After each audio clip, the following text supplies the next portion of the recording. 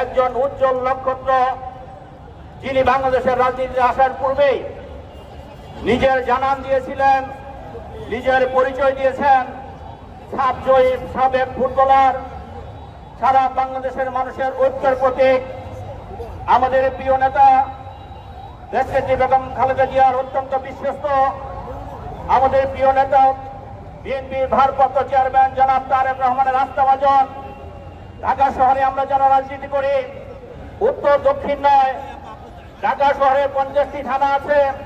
এই 50টি থানার নেতৃবৃন্দর মাথার মুকুট আমাদের প্রিয় নেতা জনাব আমিনুল হক সাহেবের বিরুদ্ধে একটি গোষ্ঠী, একটি ষড়যন্ত্রকারী মহল, একটি কুচক্রী মহল যে কুৎসা ছড়াচ্ছে, যে মানহানিকর কথা বলছে, তার প্রতিবাদে আজকের এই সভার বিপ্লবী সভাপতি আমাদের অত্যন্ত প্রিয় নেতা আব্দুল হক ভাই উপস্থিত আছেন।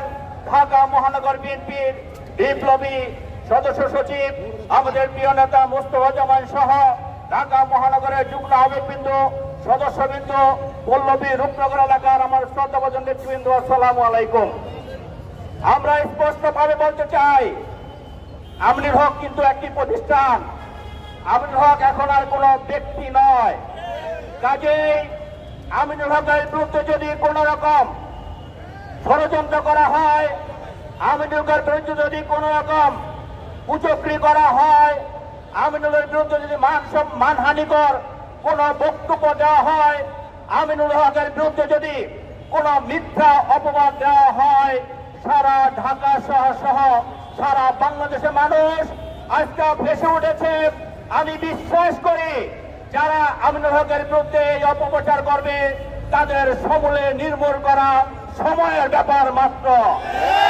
আমরা বলতে চাই, আমাদের প্রিয় নেতা আমিনুল হকের নেতৃত্বে ঢাকা শহরে আওয়ামী লীগ মুক্ত হয়েছে। আমাদের প্রিয় নেতা আমিনুল হকের নেতৃত্বে ঢাকা শহরে ফ্যাসিবাদ মুক্ত হয়েছে।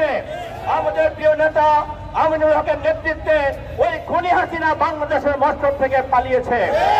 আমরা বিশ্বাস করি পার্টির ভারপ্রাপ্ত চেয়ারম্যান জনাব তারেক রহমান যে নেতৃত্ব দিচ্ছেন সারা বাংলাদেশে, তার যে সিপাহ সালার আছে, তার ভিতরে আমিনুল হক একজন এবং অন্যতম। কাজে আমিনুল হকের বিরুদ্ধে যদি কোন রকম অপপ্রচার চালানো হয়, বিএনপির একজন নেতা কর্মীও বসে থাকবে না। আমিনুল হকের বিরুদ্ধে বলা মানে আমাদের বিএনপি পরিবারের বিরুদ্ধে বলা, আমিনুল হকের বিরুদ্ধে বলা মানে আমাদের বিএনপির বিরুদ্ধে বলা।